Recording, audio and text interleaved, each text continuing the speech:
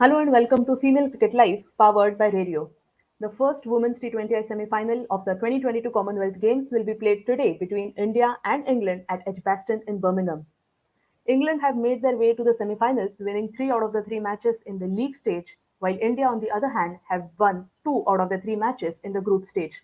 While England defeated South Africa, Sri Lanka, and New Zealand in the group stage, India, on the other hand, defeated Barbados and Pakistan and suffered defeats at the hands of Australia in the group stage. Now, ahead of us, we have the first semi final that is going to be played between India and England. The match will be played at Edgbaston in Birmingham and it will start at 3:30 p.m. Indian Standard Time. So, all the fans can catch the live action on Sony Live app and Sony Sports Network. Now, to preview this match between India and England, I have with me Sonia Dabir, Anish D'Souza, and Neha Shetty. So Sonia Dabir is a former India cricketer and has played international cricket between 2010 and 2014. Then we have Anish D'Souza, who is an avid cricket follower and member of the North Stand Gang, which is a sports enthusiastic community of Wankhede Stadium in Mumbai. And finally, we have Neha Shetty, who is an ardent cricket follower and a cricket podcaster. So I welcome all of you to Female Cricket Live. Thank you so much. Thank you so much. Thank you. Great. All right. So, Sonia ma'am, let us begin with you. What are your first thoughts on India's last match, which they won against Barbados by a mammoth margin of 100 runs? That was really a very good match, and it's good to win with 100-run margin. That must have boosted a lot of confidence of the Indian team. The way they have approached the game after especially after the loss against Australia, the Pakistan game, and the Barbados game. Especially, I was really impressed with Renuka Thakur. The way she's been bowling, it was just amazing. And I guess I think it's the right time for Jemima to come in and get those runs, because now it will be very useful for her. It looks like the batting order is all set now. You don't need to have anything else coming up, or you don't need to worry much in the middle order as well as the top order, except for Smriti's last outing.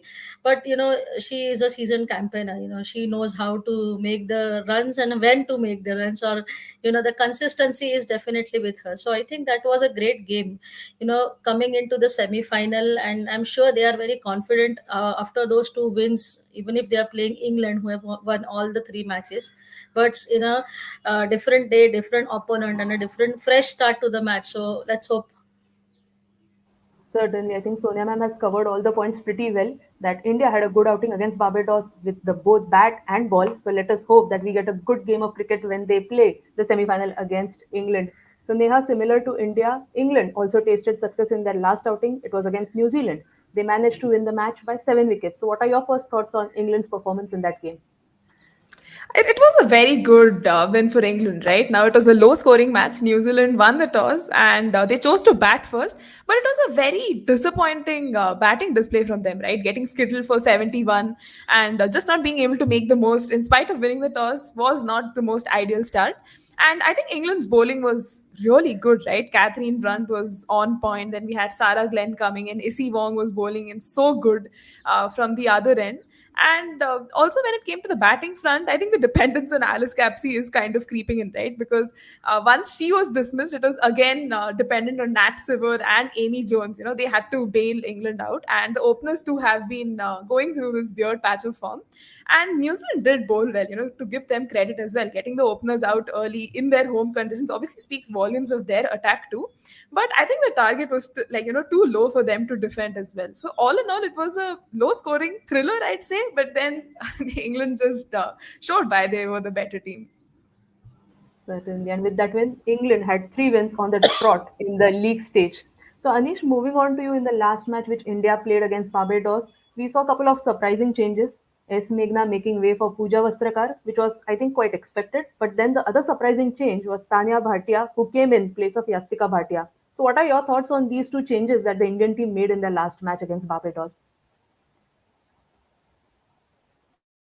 I was really surprised of Yastika for Tanya, but I suspect they were relying on experience because Tanya has played 51 2020 internationals compared to Yastika 7, and she also has a higher strike rate than Yastika, so that could be a factor in the decision. But the change of Pooja coming in for Meghna, that was expected because I guess there would be no other like because all the bowlers had performed very well in the last match against Pakistan, so they wouldn't be able to drop any bowlers. So they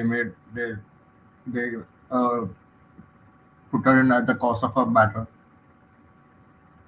Right. I think it will be interesting to see what does Indian team management do today, whether they want to see Tanya Bhatia keeping the wickets for India or is it going to be Yastika Bhatia. So we'll find out in few minutes time.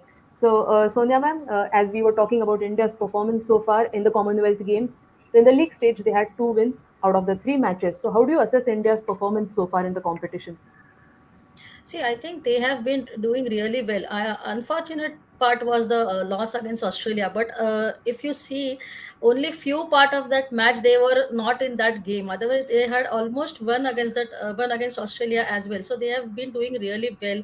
As I said before, that they have been taking all the boxes, to pretty good. They are in a very good, what you can say, they have got a very good combination of bowling, batting, and the mixture is giving them the results as well. When you're having so many options, like if you're going to bowl a new ball with a spinner, they have already two options with Sneha Rana and Dipti Sharma. Or for that matter, if they play Rajeshwari, that's the third option. Their pace bowlers are doing well, the batters are scoring the runs. So I think they have covered all the departments pretty well, and they are in a good space of winning the matches.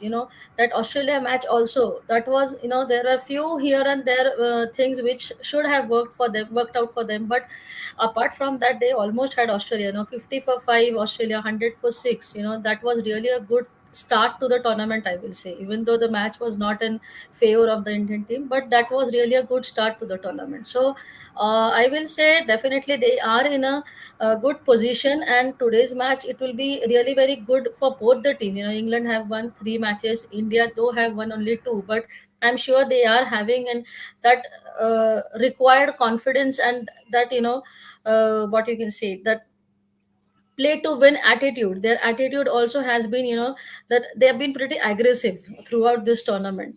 So that is the thing which definitely will help them as well. Certainly, I think Sonia ma'am, as you pointed out about Australia, that match where India was unfortunately ended up on the losing side. I'm sure that loss helped India to bounce back in the following games against Pakistan and Barbados. Let us see how they play against England, the home country of this Commonwealth Games in the semi-finals. So Neha, again England. If we talk about 3 matches, 3 wins, win over Sri Lanka, South Africa, and New Zealand. All we can say comprehensive in terms of England standards. So, how do you assess England's performance in this tournament so far? Absolutely pointed out, absolutely rightly, pointed out by you that they've had a good run this Commonwealth Games. They have rightfully topped the points table in Group B with 3 wins in as many games, and they are riding high on confidence. I mean, even coming into the Commonwealth Games, they won the series versus South Africa, and winning these 3 league games has certainly just added more to their confidence, right? Now, although the numbers are in favor of the host nation, we can expect a very good contest with India today. And in the group fixtures, we saw, versus Sri Lanka and New Zealand, they were in a group where, the wins would come easy to them, but they really fought. And that really showed a lot of character too. And Alice Capsey has been obviously a very big positive. We have spoken so much about her. At such a young age, she's been super impressive with her performances at number 3, which is such a crucial batting position. She has just delivered every single time the team wanted her to. And most importantly, even in Heather Knight's absence, the team has played like such a well oiled unit, right? Under Nat Siver's captaincy, it just seems to be working so well for them, which is an added bonus, in that, they can still play in the absence of their captain. So overall, I rate the performance really well. And going into the semi final, obviously, they're in a good momentum. And yeah, they would certainly want to win this game and, be in a good headspace for the finals. Absolutely, I think I agree with you, Neha, on this that Elise Capsey, at just 17 years of age, has filled in the big boots of Heather Knight. We all know that Heather Knight is missing because of her hip injury and she'll not be featuring in the rest of the Commonwealth Games. So, Anish, now if we look at the Indian bowling, led by Renuka Singh Thakur, 9 wickets in 3 matches. So, what are your comments on Renuka Singh Thakur's bowling in this competition so far? Oh, she's been excellent throughout this tournament. Also, when I was watching the last match, and I had predicted that I would like to see her against how would she bowl against Doughton. She delivered on the call. Like her line and length was perfect. So you can't ask for more. And she deserves to be the top wicket taker in this tournament. Absolutely, absolutely. That pitch of a delivery to get Deandra Doughton clean bowled was exceptional Yeah. from Renuka Singh Thakur. So, as we are on the topic of Renuka Singh Thakur, Sonia ma'am, let me ask you that what do you think has she done differently from the rest of the bowlers in this competition, which has led to her success? I think, to be honest, she has not done anything differently. She's been, bowling the right areas in the right areas, bowling in right line and length. Sticking to basics. That's what has helped her, because she's not going behind taking wickets, but she is consistently maintaining the bowling in right areas. That's what she has. With the thing, this is the thing which has helped her getting those wickets. Because in T20, the you do have to use the variations, but not right from the first ball. So that's what Renuka Singh has been maintaining. She's bowling into perfect areas, and she's making the batters play according to her bowling. So she's actually a very brainy cricketer, you may say, because the way she's been bowling, Doughton, she likes to whack the bowlers. We've seen the how she whacks, and it's really difficult to bowl sometimes to her. But the wicket of Doughton, it was she had just bowled into the stumps. Bowling into the stumps has had success, I feel, for Renuka Singh Thakur. And another most important thing is swinging both ways. She's been doing that brilliantly. She's getting the ball to move out, she's getting the ball to move in. That is, and in those right areas. So I think that's the speciality which has helped her getting those all wickets. And I think she'll be getting many more wickets in those remaining two matches. Great, great analysis by you, Sonia ma'am, about Renuka Singh Thakur and how she has been keeping it simple to get all the success that she has achieved so far in this competition. So, Neha, now let me ask you that England, of course, are going to face Renuka Singh Thakur, who is blowing in red hot form. And we know that England's opening pair in Danny White and Sophia Dunkley have been struggling. So, what do you think is going to be England's approach against Renuka Singh Thakur and the other Indian bowlers? Yeah, I mean, as rightly pointed out, Renuka Singh Thakur is coming in red hot form, and she has been phenomenal, right? And coming into this match, I think England would have done their homework, seen a lot of her videos, and just try to analyze, like how is she getting those wickets and everything. But I think they would just want to stick to the basics, right? Because at the end of the day, this is their home conditions. They understand everything well. So watch the ball closely. Try to pick up some cues from her, because there would be times when she's trying to bowl that in swinger. So just be a little mindful, I guess. And another thing they can do is try not to keep the stumps too open, or just have a very wide stance, because that's a mistake most of the opening batters kind of do that. And with respect to Sophia Dunkley and Danny Wyatt, they have played for England for quite some time, especially Danny Wyatt.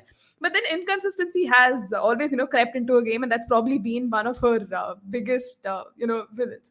And yeah, I think she would be looking to, make the most of the conditions today. And Sophia Dunkley too would want to make a statement, right? Because if you have been elevated right at the top of the order, it's because the team management has faith in you and they've put you right there. But I think it also there is this pressure, of batting right at the top of the order. This is Commonwealth Games, right? The whole world is watching you, and you're playing at home conditions, so the pressure is massive. And because they have been floaters, they've been used at 5, they've been used at 6, and now being pushed right at the top of the order does kind of just add to the whole pressure. And the bowlers are getting better of them. So if the Indian bowlers can crack the code of getting the openers out first, and then try to rattle the middle order, I think we'll have a very fascinating contest today. Absolutely. So, just being an Indian fan, I don't want the England openers to have a good run against the Indian bowlers. So, let us see if Renuka Singh Thakur is able to get the better of Sophia Dunkley and Danny White in this match. So, as we were on the topic of England batting, now let us move our focus to India's batting. So, Anish, let me ask you that in the last match which India played against Barbados, we saw Jemima Rodriguez coming in at number three. So, did you expect her to come in at number three? And if yes, were you happy with her performance that she got to a good half century just before the semi-finals? That was a big surprise for me to see her at number three. I would expect that it would be Harmanpreet Kaur or any other. That she was very unexpected, but seeing her performance, I was very happy to see how she batted, and also especially in the last 5 overs, the way she attacked the Barbados bowlers. That was like she took them to the cleaners, and she really came through when called upon. Absolutely. I think Jemima Rodriguez was wonderful with the bat the other day against Barbados, scoring an unbeaten 56 off 46 balls when India needed her to be there out in the middle and take them to a formidable score of 162.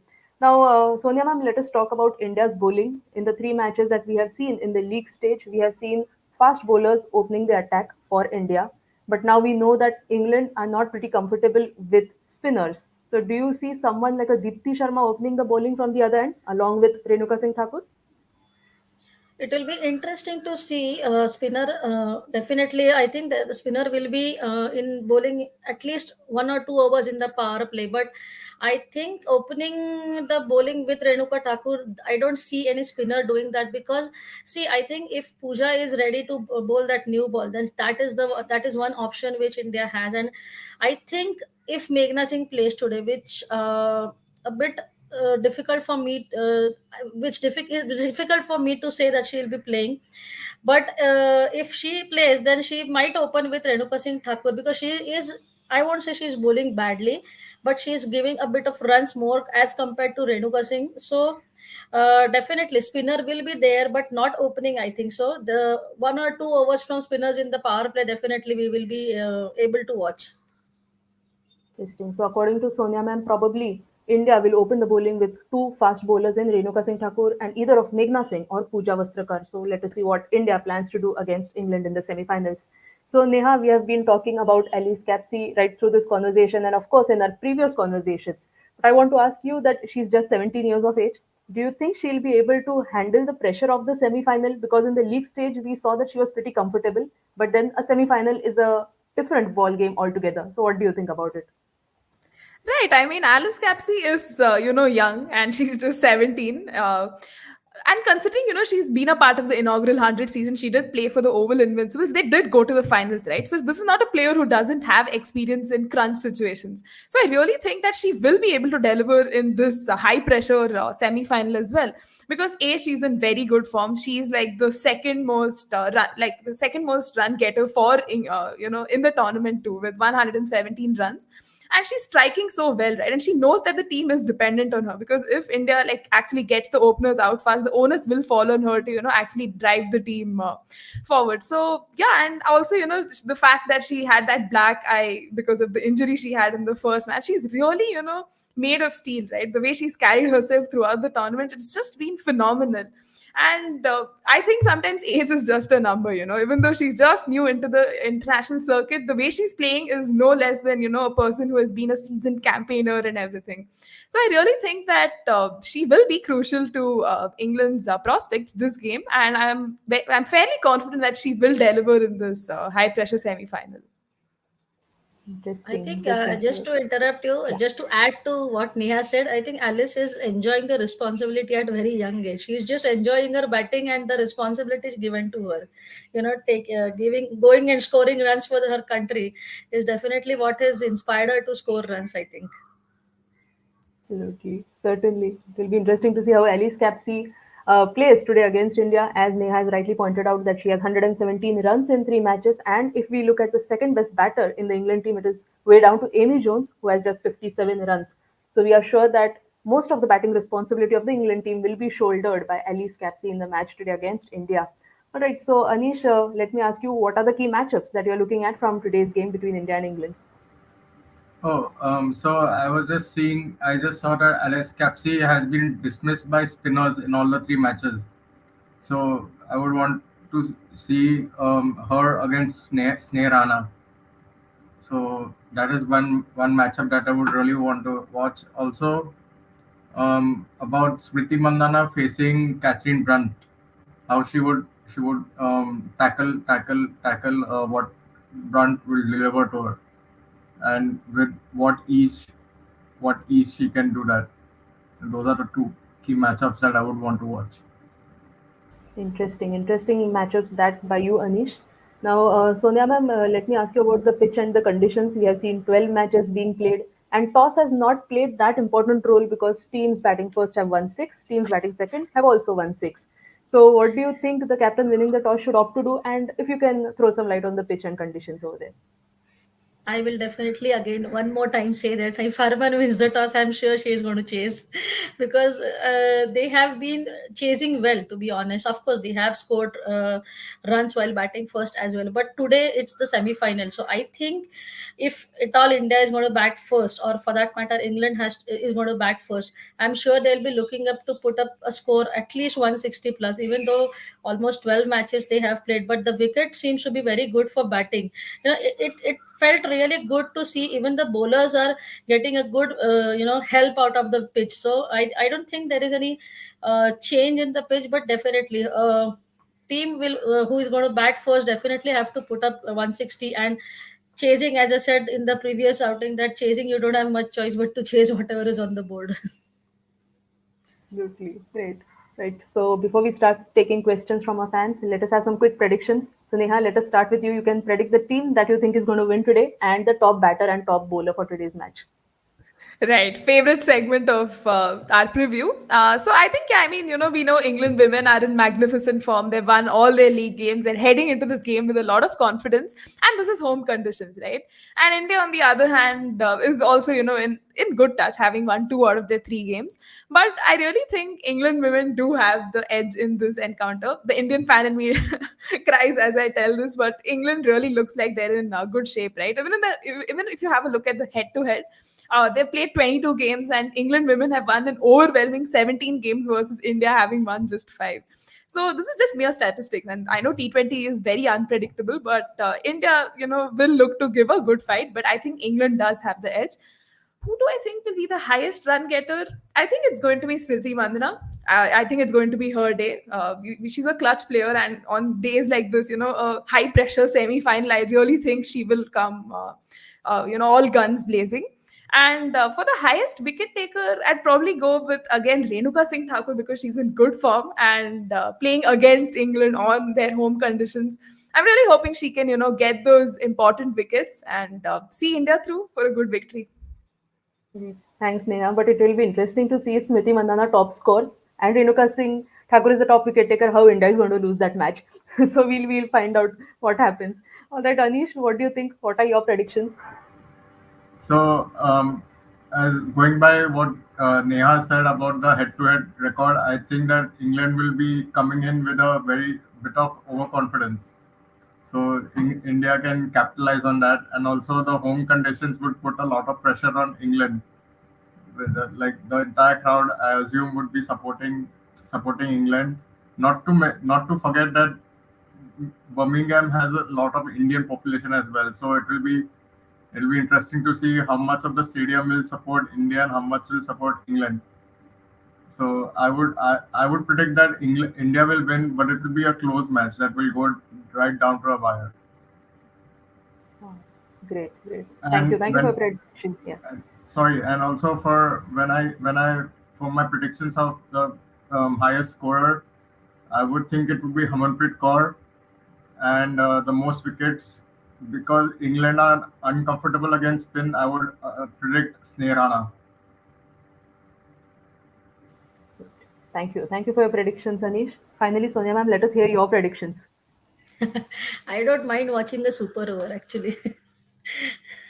Just going to the wire instead of that, let's have a super over. But jokes apart, I think I will say that though England may have the upper hand if we see the statistics till date, but coming into this match, a completely different match, and India and England have played each against each other a lot many times now.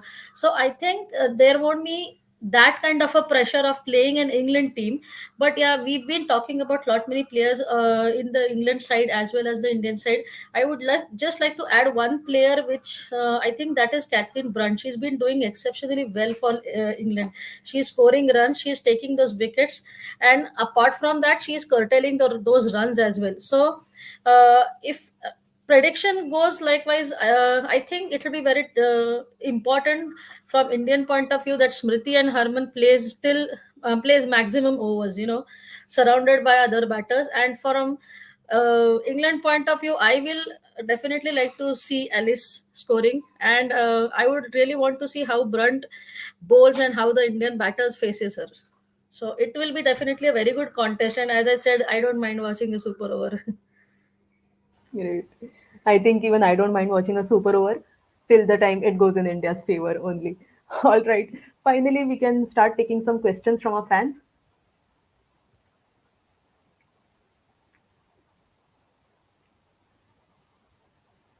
Okay, Linda James is asking us. Danny White hasn't scored much in this tournament so far, but I remember her match-winning century to chase down 198 in Mumbai a few years ago. How crucial would her wicket be for both England and India? Neha, would you like to answer this? Yeah, sure. I do agree that Danny White hasn't scored a lot in this tournament. But then I think the faith that the English management does have in her is the fact that she's still in the team, right? Because she is this impact player, and once in a while she plays that crucial knock or that defining knock that really retains her place in the team. And yeah, that match-winning century against us in Mumbai is very sad.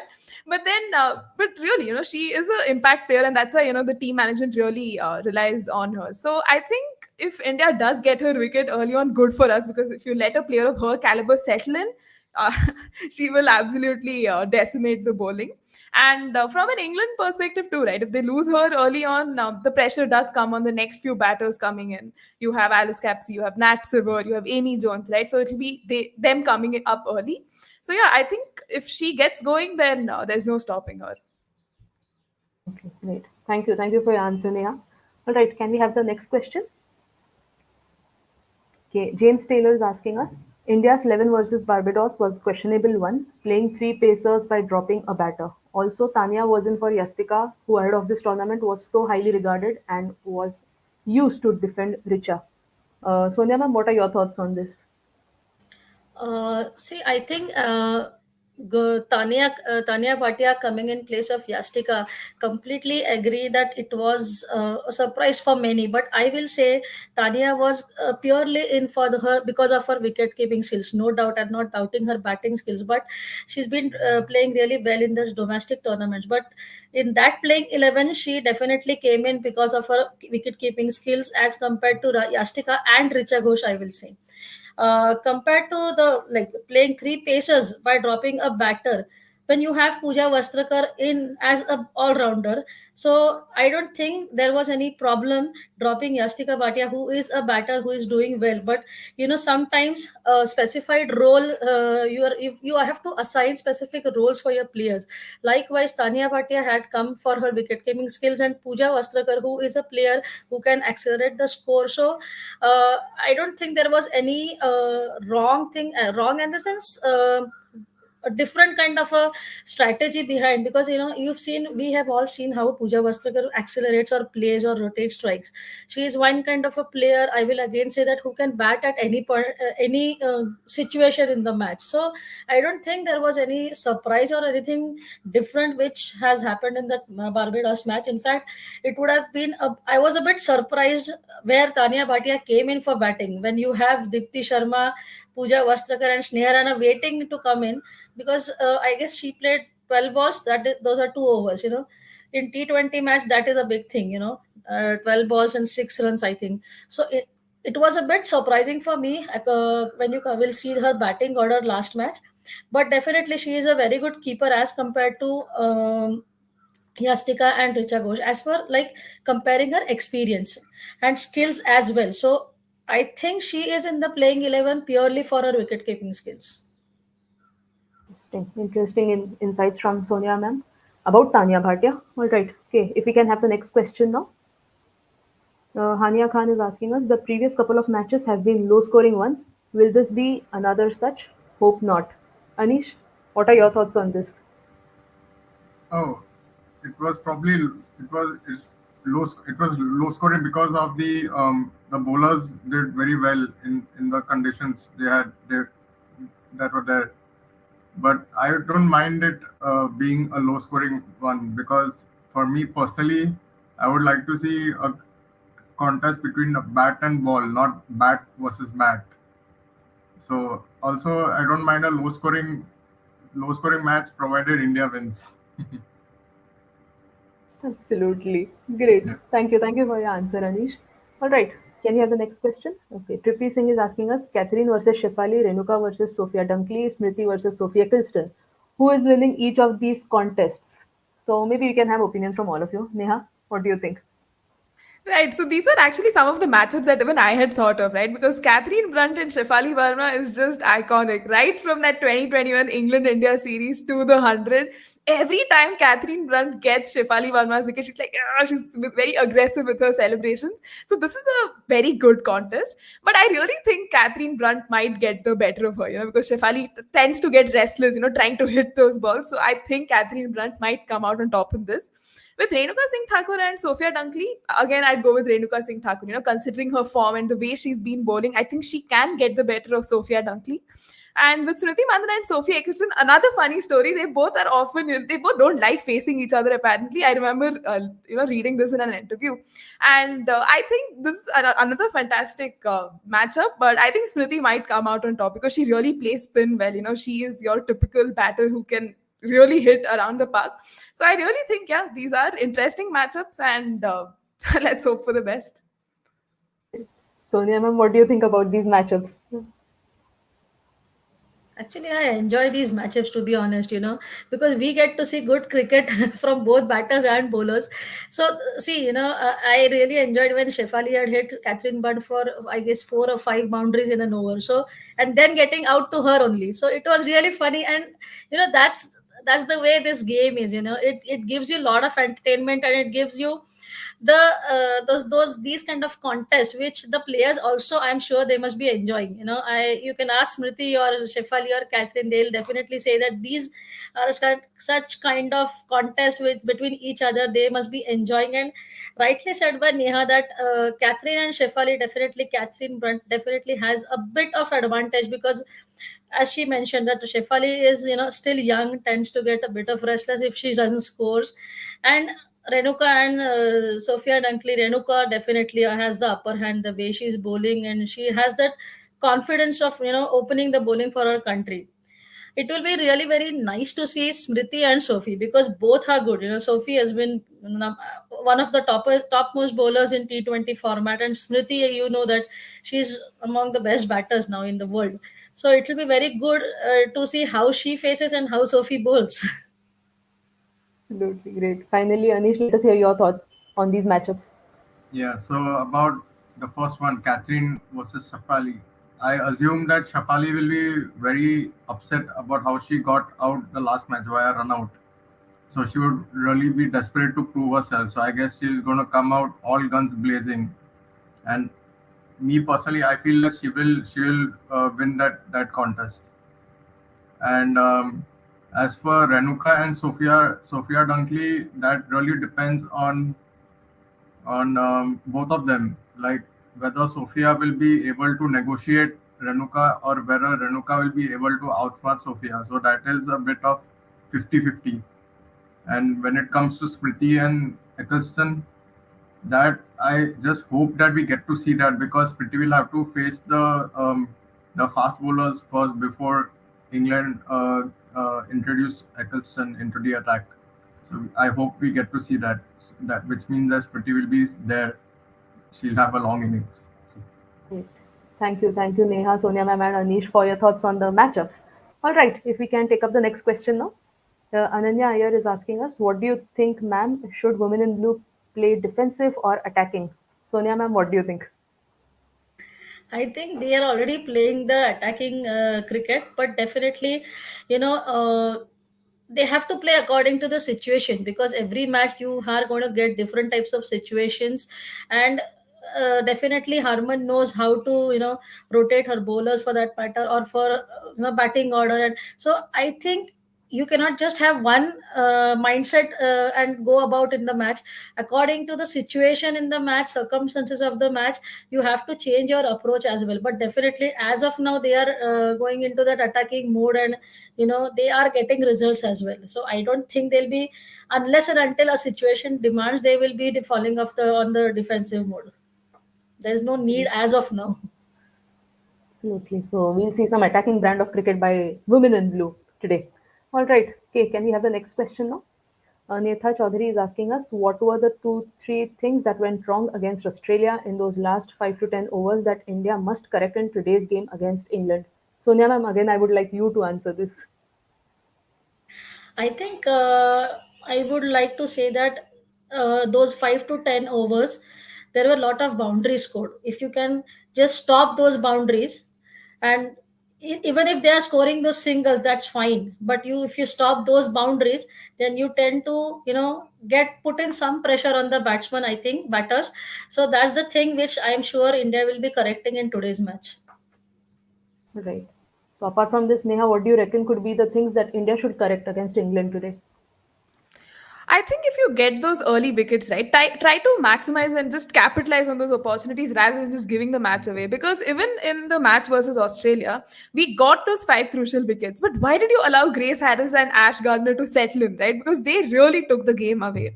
And another mistake, I don't know if this is a mistake or like a tactical move, but Harmanpreet Kaur exhausting Renuka Singh's over right at the top is kind of risky, right? Because she's one of your best bowlers. I know you want to use the conditions early on when the ball is new, you want to swing it in and just try to get as many wickets. But I think using her that early is something, I really had doubts on if that was the best move. Because, if you can save two or even one of those overs for a little later on in the death overs, where she can actually curtail the runs, if not get you a wicket, I think that is something India should definitely experiment with. And using the spinners, right, that is another thing I fail to understand how why certain spinners come at certain points of the game. So if India can be a little smart about that, nothing like it. And the fielding has been good, but if it can get a little better, it would definitely help curtail some runs and put India in a much comfortable position. I felt these were the things that India can definitely look to improve upon. They're in the right direction, but yeah, these are things that can be kept in the mind. Great. Thank you, Sonia ma'am and Neha, for your insights about what could India improve going into the match against England. All right, so thank you, Sonia ma'am, Anish, and Neha, for taking out time and talking to us about the all-important semi-final one between India and England. The match will be played at Edgbaston in Birmingham, and it will start at 3:30 p.m. Indian Standard Time. So all the fans can catch the live action on Sony Live app and Sony Sports Network. We'll be back again tonight at 8 p.m. IST to preview the second semi-final between Australia and New Zealand. So do join us for a conversation tonight at 8 p.m. and send us your questions using hashtag Female Cricket Live. Thank you.